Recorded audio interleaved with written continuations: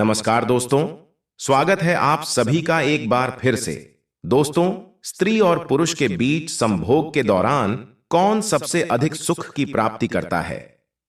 इस प्रश्न को लेकर प्राचीन काल से आज तक मनुष्यों के मन में जिज्ञासा का भाव रहा है, और यह जिज्ञासा केवल भारतीय मनुष्य के मन में ही नहीं, वरन विश्व के प्रत्येक समुदाय के मनुष्यों के मन में चला ही आता है। इसीलिए प्राचीन कहानियां इस प्रश्न का उत्तर देने का प्रयास करती हैं। आधुनिक विज्ञान भी इस पर शोध करता है, लेकिन अभी तक आधुनिक विज्ञान इस पर कोई ठोस निष्कर्ष नहीं दे पाया है।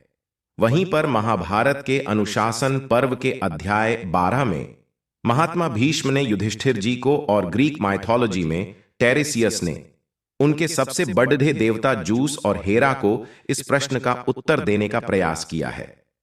तो आइए हम इन दोनों कहानियों को सुनते हुए यह जानने का प्रयास करेंगे कि इस स्त्री और पुरुष के बीच संभोग के दौरान कौन सबसे अधिक सुख की प्राप्ति करता है। जहां हम महाभारत की कहानी का विस्तार में वर्णन करेंगे, वहीं पर ग्रीक माइथोलॉजी की कहानी को हम संक्षेप में समझने का प्रयास करेंगे। तो आइए इस रोचक वीडियो को प्रारंभ करते हैं। महाभारत का रक्त रंजित युद्ध लाख मनुष्यों के रक्त का पान करके अपनी प्यास मिटा चुका था। दुर्योधन अपने कर्मों का फल प्राप्त कर स्वर्ग लोक में जा पहुंचा, और वहीं पर युधिष्ठिर को मिला हस्तिनापुर का अखंड साम्राज्य। जैसे ही युधिष्ठिर जी की युद्ध में विजय हुई, उनके मन में गहरे तौर पर निराशा और खेद की भावना बैठ गई। वे सोचने लगे कि यह सिंहासन जो मुझे मिला है, वह लाखों मनुष्यों के खून से सना हुआ है। मैं इसका उपभोग कैसे कर सकता हूं? और यही सब सोचकर युधिष्ठिर के मन में वैराग्य का भाव उदित हो गया।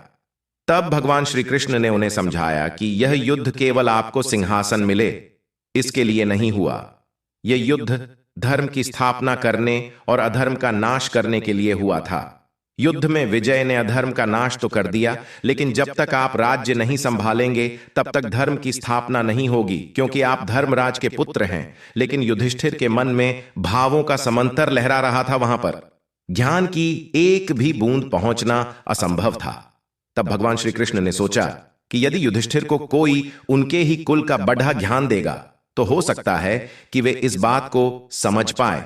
और इसीलिए सरसैया पर लेटे हुए पितामह भीष्म के पास श्री कृष्ण ने युधिष्ठिर जी को भेज दिया। वहां पर युधिष्ठिर जी और भीष्म जी के बीच में बहुत लंबा संवाद चला, जहां पर भीष्म जी ने उन्हें तरह तरह के दर्शन और तरह तरह की कहानियों से अवगत कराया। इन्हीं कहानियों के बीच महाभारत के अनुशासन पर्व के अध्याय 12 में युधिष्ठिर जी पितामह भीष्म से पूछते हैं, स्त्री और पुरुष के बीच संभोग के समय कौन विषय सुख की अधिकता प्राप्त करता है, यानी कि उसके चरम पर आने के बाद किसे अधिक आनंद की अनुभूति होती है। इस विषय में मुझे स्पष्ट बताइए, मैं इस विषय में कुछ भी नहीं जानता हूं। तब पितामह भीष्म ने इस प्रश्न के उत्तर में उन्हें भंग आसवन नाम के एक अत्यंत प्रसिद्ध राजा की कहानी सुनाई। वह कहानी इस प्रकार से है। पितामह भीष्म युधिष्ठिर जी से कहते हैं कि युधिष्ठिर, बहुत समय पहले की बात है, भंग आसवन नाम से एक प्रसिद्ध राजा हुए। वे बड़े ही धार्मिक थे और उनका आचरण ऋषियों जैसा था, इसीलिए उन्हें राजर्षि भी कहा जाता था। लेकिन एक दिक्कत थी कि उन्हें कोई भी पुत्र नहीं था। वे पुत्रहीन राजा समय समय पर पुत्र प्राप्ति के लिए यज्ञ किया करते थे। एक बार उस महाबली राजा ने अग्निशुद्ध नामक यज्ञ का आयोजन किया। इस यज्ञ में अग्नि की प्रधानता होती है, वहीं पर इंद्र को इस यज्ञ में भाग नहीं मिलता है। इसी कारण इंद्र इस यज्ञ से द्वेष का भाव रखते हैं। वह यज्ञ मनुष्यों के प्रायश्चित के अवसर पर अथवा पुत्र की कामना होने पर अभीष्ट मानकर किया जाता है। जब राजा भंगासवन ने इस यज्ञ का आयोजन किया, तो इंद्र राजा भंगासवन के प्रति भी द्वेष और ईर्ष्या से भर के वे ऐसा मौका ढूंढने लगे कि जब वे भंग आसवन से इस यज्ञ को करने का बदला ले सके। लेकिन राजा भंग आसवन अपने कर्मों में इतने शुद्ध थे कि इंद्र को कोई भी ऐसा मौका मिल ही नहीं रहा था कि वे भंग आसवन से अपना बदला ले सके। समय बीतने लगा। कुछ समय के बाद एक बार राजा भंग आसवन शिकार खेलने के लिए वन में गए। इंद्र ने सोचा कि इससे उपयुक्त मौका मुझे कभी नहीं मिलेगा, इसलिए उन्होंने भंग आसवन के मन में मतिभ्रम का उदय कर दिया। भंग आसवन अपनी सेना और अपने मंत्रियों से बिछड़ गए और नितांत ही अनजान रास्ते की ओर बढ़ने लगे। आगे जाते जाते उन्हें भूख और प्यास लग गई। उनका शरीर थकावट भी महसूस करने लगा। ऐसे में उन्होंने एक अत्यंत ही निर्मल सरोवर देखा। भंग आसवन प्यास से व्याकुल थे। शरीर में उनकी थकावट का भार था, इसीलिए वे घोड़े को सरोवर की तरफ मोड़ दिए। वहां जाकर उन्होंने सरोवर का पानी पिया। फिर उसके बाद उन्होंने सरोवर के निर्मल जल में स्नान किया। लेकिन जैसे ही वह सरोवर से बाहर निकले, वह आश्चर्यचकित रह गए। उन्होंने देखा कि उनका सारा शरीर एक स्त्री की तरह हो चुका है। उनकी चेतना भी स्त्री भाव को प्राप्त हो गई थी। अपने को स्त्री रूप में देखकर राजा को बड़ी लज्जा हुई। उनके अंतःकरण में बड़ी ही भारी चिंता व्याप्त हो गई और उनकी इंद्रियां और चेतना भी व्याकुल हो उठी। वे स्त्री रूप में सोचने लगे कि अब मैं कैसे कोई पुरुषार्थ करूंगा, जो अग्निश्रोत यज्ञ के अनुष्ठान से मुझे 100 महाबलवान औरस पुत्र प्राप्त हुए हैं। उन सब से मैं क्या कहूंगा? अपनी स्त्रियों तथा नगर और जनपद के लोगों के बीच में कैसे जाऊंगा? धर्म के तत्वों को देखने और जानने वाले अर्षियों ने मृदुता, कुशलता और व्याकुलता ये स्त्री के गुण बताए हैं, लेकिन परिश्रम करने में कठोरता और बल पराक्रम ये जो पुरुष के गुण हैं, ये तो नष्ट हो गए हैं। मेरा पौरुष नष्ट हो गया है और मुझ में स्त्रीत्व प्रकट हो गया है। अब स्त्री भाव आ जाने के कारण मैं राज्य का संचालन कैसे करूंगा? लोगों के बीच अपना यह मुख लेकर कैसे जाऊंगा? वे इसी प्रकार सोचते हुए अपने मन में अत्यंत व्याकुल हो गए। लेकिन उन्हें अपने राज्य में तो जाना ही था, इसीलिए उन्होंने किसी तरह प्रयास करके घोड़े पर चढ़ाई की। क्योंकि स्त्री भाव आ जाने के कारण उनका पुरुषार्थ तो नष्ट हो गया था और उस घोड़े पर भी उस फुर्ती के साथ नहीं चढ़ सके जिन स्फूर्ति के साथ वे पुरुष रहते हुए चढ़ सकते थे। किसी तरह घोड़े पर चढ़कर वे नगर में आए। वहां पर उनको लोग देख देख कर ऐसा सोचने लगे कि अरे ये क्या हो गया, हमारा राजा इस तरह स्त्री का रूप कैसे पा सकता है। फिर लोगों के मन में संदेह होने लगा कि यह भंग आसवन ही है या भंग आसवन किसी मुसीबत में पड़ गए हैं और उन्हीं के रूप जैसी कोई स्त्री यहां पर भंग आसवन का वेश धर के आई हुई है। लोगों ने उनके राजा होने पर ही सवाल खड्डे करने प्रारंभ कर दिए। तब भंग आसवन बोले, मैं अपनी सेना में घिरकर शिकार खेलने के लिए निकला था, परंतु दैव्य की प्रेरणा से भ्रांत चित्त होकर एक भयानक वन में जा घुसा। उस घोर वन में प्यास से पीड़ित एवं अचेत सा होकर मैंने एक सरोवर देखा जो पक्षियों से घिरा हुआ और मनोहर शोभा से संपन्न था। उस सरोवर में उतरकर मैंने स्नान किया और स्नान करते ही किसी दैव ने मुझे स्त्री बना दिया। उसके बाद उन्होंने अपनी सभी स्त्रियों के नाम और मंत्रियों के नाम तथा रूप गोत्र बताकर अपने राजा होने की पुष्टि की। तब उस स्त्री रूपधारी श्रेष्ठ नरेश ने अपने पुत्रों से कहा, पुत्रों, तुम लोग आपस में प्रेम पूर्वक रहकर राज्य का उपभोग करो। अब मैं वन में जाऊंगा। मैं यहां पर रहकर इस रूप में राज्य का संचालन नहीं कर सकता हूं। वैसे भी मेरे बाद तुम ही सब इस राज्य के मालिक होते, तो अब तुम इस राज्य का संचालन एक राजा की भांति करो। इसके बाद ऐसा कहकर अपने 100 पुत्रों को अपने राज्य का कर्ता धर्ता बनाकर वह स्त्री रूपी राजा एक जंगल में चले गए। जंगल में जाने पर उन्हें एक तपस्वी से प्रेम हो गया और वे उसी तपस्वी के आश्रम में रहने लगे। उसे तपस्वी के आश्रम में रहते हुए उनके 100 पुत्र हुए। जब रानी के 100 पुत्र हो गए, यानी कि वे राजा जो रानी बन गए थे, जब उनके 100 पुत्र हो गए तो वे अपने 100 पुत्रों को लेकर फिर अपने उन 100 पुत्रों के पास गए जो उनके पुरुष रहते हुए उन्हें यज्ञ के द्वारा प्राप्त हुए थे। वहां जाकर उन्होंने अपने इन 100 पुत्रों को उन 100 पुत्रों के हवाले करते हुए कहा कि यह भी तुम्हारे भाई हैं। तुम लोग मेरे पुरुष रूप से प्रकट हुए हो और ये लोग मेरे स्त्री रूप से प्रकट हुए हैं। इनका भी इस राज्य पर उतना ही अधिकार है जितना तुम्हारा इस राज्य पर अधिकार है। इसीलिए तुम सब मिलजुल कर इस राज्य का शासन करो। मैंने इतना बड़ा साम्राज्य तुम्हें दिया है कि इसमें 200 क्या, हजारों लोग भी अगर शासन का संचालन करें तो उन्हें समुचित भाग मिल जाएगा। राजा के जो बेटे थे, जो राजा के रूप में उन्हें प्राप्त हुए थे, उन्होंने राजा के स्त्री रूप वाले 100 बेटों को सहर्ष ही स्वीकार कर लिया और वे सब एक साथ मिलकर भातृत्व भाव से उस राज्य का उपभोग करने लगे। इतना जब हो गया तो राजा, जो कि रानी बन चुके थे, उनके मन में असीम शांति का उदय हो गया। वे सोचने लगे कि इस जीवन से और क्या चाहिए। मैं भले ही स्त्री हूं, लेकिन मेरा परिवार तो सुख से है। मेरे परिवार में प्रेम तो है। उस राजा को सुखी देखकर इंद्र के मन में फिर से द्वेष का उदय हो गया। वे सोचने लगे कि मैंने तो एक तरह से इस पर उपकार कर दिया। पहले तो यह राज्य को आज के संचालन में कुछ चिंता का भी अनुभव करता था। अब तो यह तपस्वी के आश्रम पर रहता है। इसका परिवार यहां सुख से है और यह वहां सुख से है, ऐसा सोचकर देवराज इंद्र ने राजा के उन 100 पुत्रों को जो पुरुष के रूप में प्राप्त हुए थे, उन्हें बहला फुसला दिया। उन्होंने राजकुमारों में फूट डाल दी। वे बोले, राजकुमारों, जो एक पिता के पुत्र हैं, ऐसे भाइयों में भी प्रायः उत्तम भ्रातृ प्रेम नहीं रहता। देवता और असुर दोनों ही कश्यप जी के पुत्र हैं, तथापि राज्य के लिए परस्पर विवाद करते रहते हैं।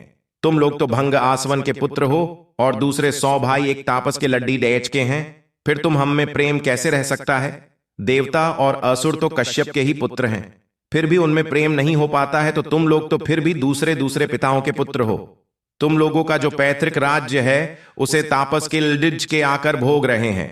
इस प्रकार जब देवराज इंद्र ने उन 200 भाइयों के बीच में फूट का बीज बोते ही वे आपस में ही लड़ पड़े। उसके बाद उन 200 भाइयों ने आपस में ही युद्ध कर कर एक दूसरे को मार डाला। यानी कि भंग आसवन के वे पुत्र जो पुरुष के रूप में उन्हें प्राप्त हुए थे, तथा भंग आसवन के वे पुत्र जो स्त्री के रूप में उन्हें प्राप्त हुए थे, वे सभी आपस में लड़ डाकर मर गए। जब यह समाचार भंग आसवन के स्त्री रूप को मिला, तो वे फूट फूट कर रोने लगीं। वे सोचने लगीं कि यह देवों ने मेरे साथ इस प्रकार का कर्म क्यों किया। मैंने आज तक ऐसा कोई काम नहीं किया है जो वेद विरुद्ध हो। मेरा आचरण हमेशा ही शुद्ध रहा है, लेकिन फिर भी मेरे ही भाग्य में इस तरह के कष्ट क्यों है?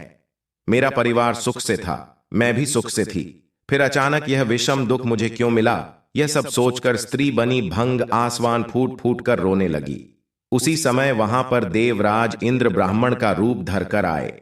उन्होंने उस तापसी से पूछा कि सुमुखी, तुम इस घने वन में इतने दुख से कातर होकर क्यों रो रही हो? तुम एक तपस्वी के आश्रम पर रहती हो। तपस्वी के आश्रम में दुख किस प्रकार से आ सकता है? तुम्हारे मन में दुख का भाव कैसे उदय हो सकता है? और ऊपर से इतना दुख कि तुम फूट फूट कर रो रही हो। तब उस ब्राह्मण को देखकर स्त्री ने करुण स्वर में कहा, ब्राह्मण, मेरे 200 पुत्र काल के द्वारा मारे गए विप्रवर, मैं पहले एक राजा था।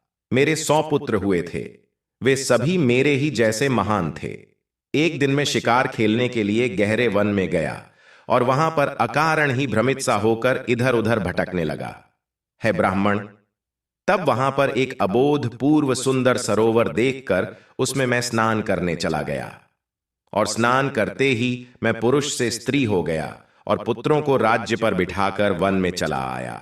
स्त्री रूप में वन में आने पर मैंने एक तपस्वी से प्रेम किया, और उन्हीं तपस्वी का यह आश्रम है जिन्होंने मुझसे 100 पुत्र उत्पन्न किए। मैं उन सब पुत्रों को नगर में ले गई और वहां पर उन्होंने राज्य पर प्रतिष्ठित करा। आई विप्रवर काल की प्रेरणा से उन सब पुत्रों में वैर उत्पन्न हो गया और वे आपस में ही लड़ नष्ट हो गए।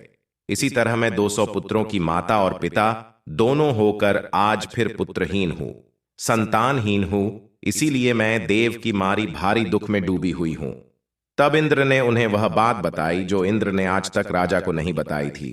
उन्होंने कहा कि हे राजन, मैं इंद्र हूं। तुमने अग्निश्रुति यज्ञ किया था जिसमें तुमने मेरा भाग्य नहीं दिया था, जबकि एक राजा को देवताओं के राजा इंद्र को भाग देना स्वीकार किया गया है।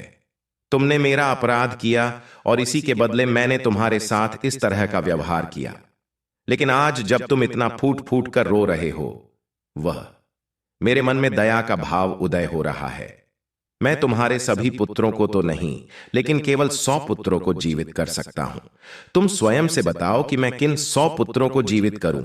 उन 100 पुत्रों को जो तुमने पुरुष के रूप में राजा रहते हुए प्राप्त किया, या उन 100 पुत्रों को जो तुमने स्त्री के रूप में इस तपस्वी से प्राप्त किया?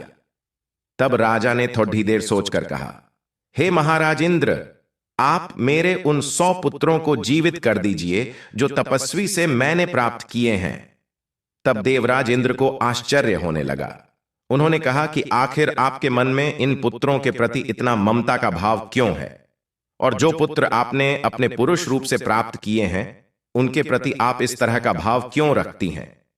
तब उस स्त्री बने हुए भंग आसवन राजा ने कहा कि हे देवराज इंद्र, एक मां को अपने पुत्रों के प्रति जैसा लगाव होता है, एक पिता का अपने पुत्रों के प्रति वैसा लगाव नहीं होता है। इसलिए यदि चुनने की बात ना हो तो मैं अपने 200 पुत्रों से प्रेम करता हूं, पर यदि मेरे पास कोई विकल्प ही नहीं है, सिर्फ चुनने की बात है, तो मैं उन पुत्रों को चुनूंगी जो मैंने स्त्री रूप से प्राप्त किए हैं, क्योंकि उनके साथ मेरा लगाव अधिक है। तब देवराज इंद्र और प्रसन्न हो गए। उन्होंने 100 पुत्रों को जीवित करने के साथ ही कहा कि यह राजा तुम चाहो तो मैं तुम्हें पुरुष का रूप प्रदान कर सकता हूं, तुम अपने स्त्री रूप में बहुत रह लिए। तब स्त्री बने हुए भंग आसवन ने कहा कि हे देवराज इंद्र, मुझे पुरुष का रूप नहीं चाहिए, मैं स्त्री के रूप में बहुत प्रसन्न हूं। देवराज इंद्र यह सुनकर और आश्चर्य से भर गए। उन्होंने कहा कि स्त्री कमजोर होती है, स्त्री इस जगत में आश्रय है। वह उस समय के बात है जब स्त्री को पुरुष का आश्रित समझा जाता था, अबला समझा जाता था। तो देवराज ने कहा कि स्त्री इस जगत में आश्रित हैं, वह किसी के आश्रम में रहती हैं, जबकि पुरुष सबल है। फिर भी आप स्त्री बने रहना चाहते हैं, ऐसा क्यों है? तब भंग आसवन ने कहा कि स्त्री के रूप में जो रति सुख का आनंद मिलता है वह पुरुष के रूप में कभी नहीं मिल सकता है। और इस जीवन में मैंने स्त्री रहते हुए जिस सुख का अनुभव किया, मैंने पुरुष रहते हुए अनेकों रानियों को भोगा, लेकिन मैंने कभी वह सुख प्राप्त नहीं किया जो इस तपस्वी के साथ मैं स्त्री के रूप में संभोग करते हुए प्राप्त करता हूं। इसीलिए हे राजन, मुझे स्त्री रूप में ही रहने दीजिए, मैं इसी रूप में ठीक हूं। और विश्व युद्ध जिसे कहते हैं, ये युधिष्ठिर, तुम्हारे प्रश्न का उत्तर भी यही है कि इस स्त्री और पुरुष से संभोग के दौरान एक स्त्री को पुरुष से बहुत अधिक सुख की अनुभूति होती है। और ठीक कुछ ऐसा ही निष्कर्ष ग्रीक माइथोलॉजी में मिलता है, जहां पर टेरेसियस नाम के एक राजा ने जूस और हेरा को बताया कि स्त्री और पुरुष के बीच में संभोग के दौरान कौन सबसे अधिक सुख का अनुभव करता है। तो ग्रीस में प्राचीन काल में टेरेसियस इस नाम का एक राजा था। जब वह अपने युवा दिनों में था तो एक बार जंगल में शिकार खेलने के लिए गया। वहां पर उसने 2 सांप के जोड़ों को आपस में प्रेम करते हुए देखा, लेकिन वह युवा था। उसके मन में खिलनदद स्वभाव था, तो उसने उन दोनों सांप के जोड़ों में से एक को मार दिया, यानी कि काम से भरे हुए 2 जोड़ों में से एक को विलन कर दिया। ऐसा करने से उसके ऊपर पाप लगा और वह स्त्री बन गया। दोस्तों, कुछ ऐसी ही बात है कि जब 2 क्रौंच के जोड़े आपस में संभोग कर रहे थे और वैसे एक शिकारी ने आकर उस जोड़े में से एक का वध कर दिया, तो वाल्मीकि जी के भावुक हृदय से मां निषाद प्रतिष्ठा तुम गमा का वह प्रसिद्ध श्लोक निकल आया था। कुछ ऐसा ही यहां पर एक जोड़े को अलग करने पर शाप मिला और वह स्त्री बन गया। वह कई साल तक स्त्री रहा, वह ऐसे ही स्त्री के रूप में भटकता रहा, वह स्त्री के रूप में ही अनेक पुरुषों को भोगता रहा। उसके बाद एक बार फिर उसी जंगल से निकला। उसे जंगल में उसने अपने स्वभाव के कारण फिर से प्रेम में लिप्त किसी जोधे को अलग किया, तो वह पुरुष बन गया। पुरुष बनने के बाद उसके मन में निराशा का भाव आया। वहीं स्त्री बनकर अधिक सुख महसूस करता था, इसीलिए श्राप में उसे पुरुष का रूप मिला। यदि वह स्त्री बनकर दुखी रहता तो फिर यह शाप नहीं वरदान होता, लेकिन जो भी था वह फिर से पुरुष बन गया। तो टेरेसियस एक ऐसा व्यक्ति था जो स्त्री के रूप को भी भोग चुका था और पुरुष के रूप को भी भोग चुका था। उसी समय देवताओं के राजा जूस और उनकी पत्नी हेरा के बीच में यह विवाद हो गया कि इस स्त्री और पुरुष के बीच संभोग के दौरान कौन सबसे अधिक सुख का अनुभव करता है। तब इस प्रश्न का समुचित उत्तर देने के लिए उन दोनों ने टेरेसियस को बुलाया, क्योंकि टेरेसियासी एक ऐसा व्यक्ति था जो स्त्री और पुरुष दोनों रूपों को भोग चुका था। वहां पर जूस इस पक्ष में थे कि स्त्री को अधिक सुख मिलता है, वहीं हेरा कह रहे थे कि नहीं, पुरुष को अधिक सुख मिलता है। जब वहां पर आया तो जूस ने उससे पूछा कि तुमने तो स्त्री और पुरुष दोनों के रूप में संभोग किया है, तुम हमें बताओ कि किसे संभोग के दौरान देख सुख मिलता है, स्त्री को या पुरुष को। तब टेरेसियस ने जूस और हेरा के सवाल का एकदम सीधा और सटीक जवाब दिया कि महिलाओं को पुरुषों से 9 गुना ज्यादा सहवास का आनंद मिलता है। इस जवाब से हेरा नाराज हो गईं, क्योंकि वह तो कह रहे थे कि पुरुषों को अधिक आनंद मिलता है। इसी से नाराज होकर उसने टेरेसियस को अंधा कर दिया। जब तेरेसियस अंधा हुआ तो जुस ने सोचा कि यह मेरी गलती है, मैंने इसे बुलाया था और मैं इसकी रक्षा ना कर सका। इसीलिए जुस ने उसको भविष्य देखने का वरदान दे दिया और उसी के बाद से ऐसा कहा जाता है कि ग्रीक माइथोलॉजी में सबसे बड़ा भविष्यवक्ता 83 एजियो था। तो दोस्तों, ये था दुनिया की अलग अलग संस्कृतियों में स्त्री और पुरुष के बीच संभोग के दौरान किसे अधिक सुख मिलता है। इस प्रश्न का उत्तर आपको कैसा लगा, ये कमेंट बॉक्स में अवश्य बताइएगा। हम मिलते हैं ऐसी ही जानकारी के साथ अगली वीडियो में, तब तक के लिए धन्यवाद।